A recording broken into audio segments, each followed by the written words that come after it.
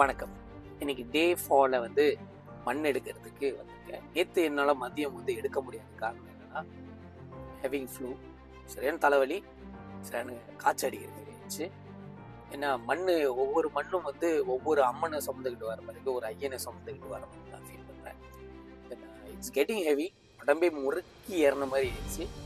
இருந்தபோதும் பயணத்தை தொடர்ந்து தான் ஆகணும், நோக்கத்தை அடைஞ்சு தான் ஆகணும். இன்னைக்கு எந்தெந்த கோவிலில் போயிட்டு திருமணம் எடுக்க போறேன்னு என் கூட டிராவல் பண்ணுங்க. லெட்ஸ் கோ.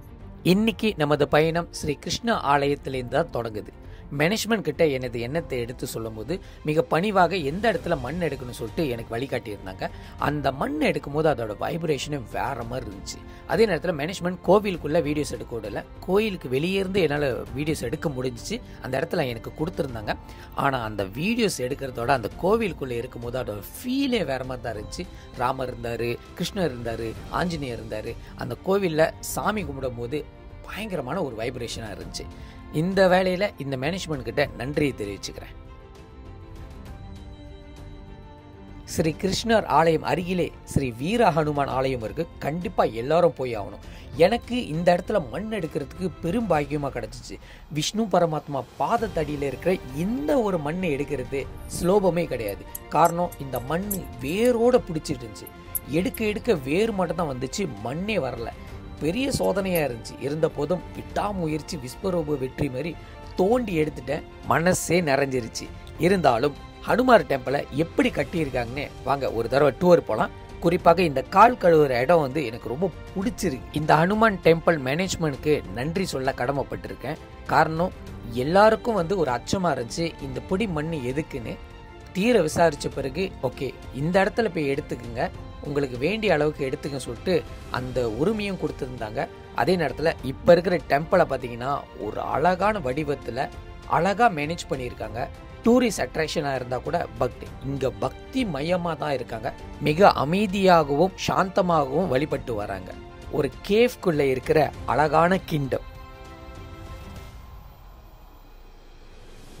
அடுத்து பிரீஃபில் இருக்கிற ஸ்ரீ சிவ ஆலயம் தீர்க்க தரிசிகள் சன்னிதானம். இந்த இடத்துல மிக அழகான வடிவத்தில் சிவபெருமான் இருக்காரு. ரோட்டோரம் இருக்கிற ஒரு சிறிய கோயிலா இருந்தா கூட பக்தர் கூட்டம் வந்த மேனியே தான் இருக்காங்க.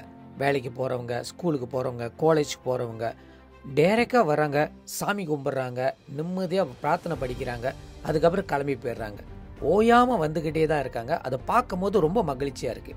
கோயில் பூசாரியும் பரவாயில்ல, இந்த இடத்துல இருக்கிற மண்ணை எடுத்துக்குங்க, உங்களுக்கு வேண்டிய அளவுக்கு எடுத்துக்கங்க, தாராளமாக எடுத்துக்கங்க, எந்த ஒரு குறையும் இல்லை, மனசார எடுத்துக்கங்க சொல்லிட்டு வாழ்த்தி தான் எனக்கு கொடுத்துருந்தாங்க. அதை எடுக்கும் போதே மனசுக்கு நல்ல நிறைவாக இருந்துச்சு.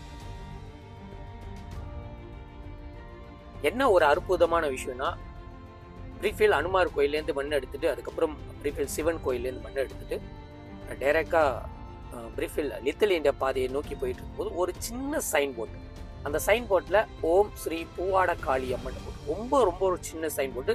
நீங்கள் 40 km/h போனீங்கன்னா டெஃபினெட்லி அந்த சைன் போர்டு யூஸ் பண்ணிடுவோம். அது என் கண்ணில் தென்பட்டோன்னே சிக்னல் கொடுத்து உள்ளுக்கு பார்த்தா எஸ்கே சென்ட்ரேஸா பக்கத்தில் ஒரு ஒட்டு பாதையில் ஒரு அம்மன் கோயில் இருக்காங்க. அந்த அம்மன் பார்த்தா எங்களோட குலசாமி. பார்க்கும் போதே ரொம்ப குறிச்சு போய் சொல்லலாம், பூஸ்பாமாக இருந்துச்சு. என்னடா அது ரொம்ப ஒதுக்கப்புறமாக ஒரு கோவில் இருக்கு, ஆளுக்கே அடையாளம் தெரியாத அளவுக்கு கோயில் இருக்கு. பட் அந்த கோயிலுக்கு எல்லாமே லீகல் டாக்குமெண்ட் இருக்கு. அதை பார்க்கும்போது ரொம்ப பெருமையாச்சு. கூகுளில் கூட தட்டி பார்த்தாலும் இந்த இடம் லொகேஷன் காட்டுங்க. அப்படி பிரீஃபில் ஏரியா வந்தீங்கன்னா கண்டிப்பாக இந்த அம்மன் கோயிலுக்கு ஒரு விசிட் பண்ணுங்க. அதே நேரத்தில் இவங்களும் நன்கொடை எதிர்பார்க்குறாங்க. ஏன்னா கோயில் கொஞ்சம் பெருசாக கட்டுறாங்க.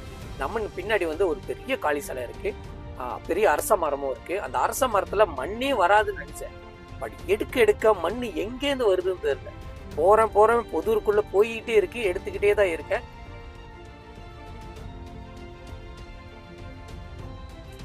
Such a bless.